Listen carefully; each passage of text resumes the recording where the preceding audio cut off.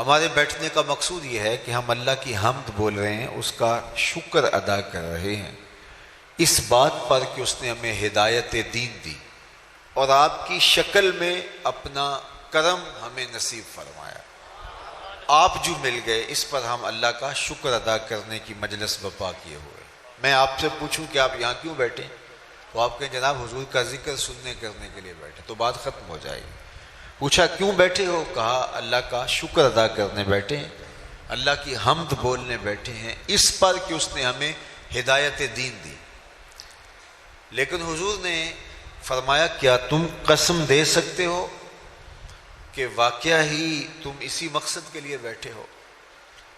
تو صحابہ نے کہا جی حضور ہم قسم دے سکتے ہیں۔ تو باقاعدہ ان سے حلف لیا گیا اور انہوں نے باقاعدہ قسم اٹھائی کہ ہم حلف دیتے ہیں، قسم دیتے ہیں کہ ہمارے بیٹھنے کا کوئی اور مقصد نہیں ہے۔ عمومی طور پہ اس طرح کی چیزوں پہ قسم لی نہیں جاتی۔ میں آپ سے پوچھوں کیوں بیٹھے ہیں، تو آپ کے ذکر رسول کے لیے بیٹھے، تو بات یہی ختم ہو جائے گی۔ تو میں آپ سے جب قسم لینے بیٹھ جاؤں گا تو آپ کو حیرت ہوگی۔ تو حضور علیہ السلام نے ان کے چہروں پہ پھیلے ہوئے استعجاب کو دیکھا تو فرمایا کہ میں تم سے جو ابھی قسم لی ہے وہ کسی تہمت کی بنیاد پر نہیں لی، کسی تشکیک کے ازالے کے لیے تم سے قسم نہیں لی۔ تمہارے قول کی صداقت میں کوئی شک اور تردد نہیں تھا کہ اس کو دور کرنے کے لیے قسم لی ہو، بلکہ ماجرا کچھ اور تھا، اور وہ یہ کہ تم یہاں بیٹھے تھے، میں حجرے میں تھا، اتانی جبریل علیہ السلام، میرے پاس جبریل امین حاضر خدمت ہوئے، فاخبرنی ان اللہ یباہی بکم الملائکہ، اور اللہ تعالیٰ جل شانہ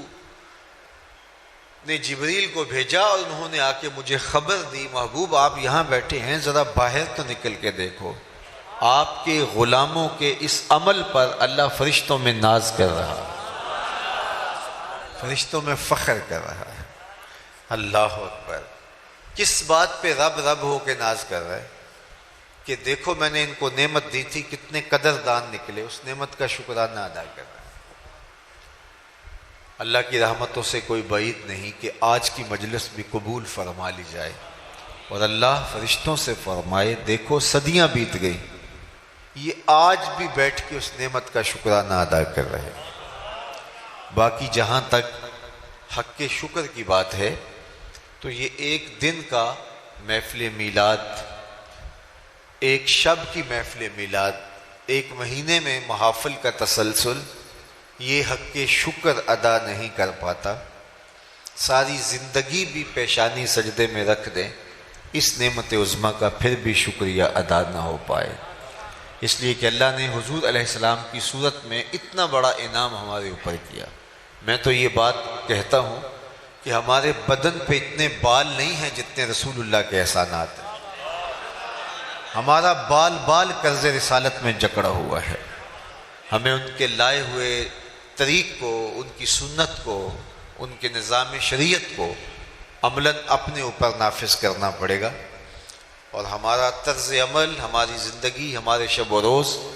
ہمارے لہجے، ہمارا اٹھنا بیٹھنا، نشست و برخاست گواہی دے کہ یہ حضور علیہ السلام کا غلام ہے۔ میرے استاد فرمایا کرتے تھے یہ نہ ہو کہ لوگ تمہیں پوچھیں تم کون ہوتے ہو، تم مذہب کا حوالہ پیش کرنے کے لیے کارڈ پیش کرو، یہ دیکھو مذہب کے خانے میں اسلام لکھا ہے۔ تو فرمایا کرتے تھے صاحب نہ کسے پوچھنا پڑے، نہ تمہیں بتانے کی نوبت آئے، تمہاری وضاقتہ، طرز زندگی، انداز معاشرت، تمہارا کیا ہوا وعدہ، تمہاری گفتگو، تمہارے لہجے کی مٹھاس، تمہارا انداز تکلم، تمہارے زندگی کے اسلوب اور طور طریقے ایسے ہوں، تم دور سے چلے آ رہے ہو، لوگ کہیں وہ دیکھو حضور کا غلام آ رہا ہے، نور آنکھوں میں تو چہروں پہ اجالے ہوں گے، مصطفیٰ والوں کے انداز نرالے، دنیا میں بھی ان کے دم سے مقدر چمکا، محشر میں بھی ان کی رحمت کے حوالے ہوں گے۔ تو اگر ہم ساری زندگی شکریہ ادا کرتے رہیں پھر بھی حق کے شکر ادا نہ ہو، خدا شناسی تو بڑی دور کی بات ہے، ہم خود شناس بھی نہ ہوتے اگر حضور نہ آتے، ہمیں تعقل ذات بھی نصیب نہ ہوتا، من کا عرفان بھی نہ ملتا، خود ہی سے آگہی نہ ملتی، ہمیں یہ بھی نہ پتہ ہوتا کہ ہم کون ہیں۔ اور مجھے بتاؤ جس کو یہ بھی پتہ نہ ہو کہ میں کون ہوں، اس کے پلے ہوتا کیا ہے؟ اقبال نے کہا تھا اپنے من میں ڈوب کر پا جا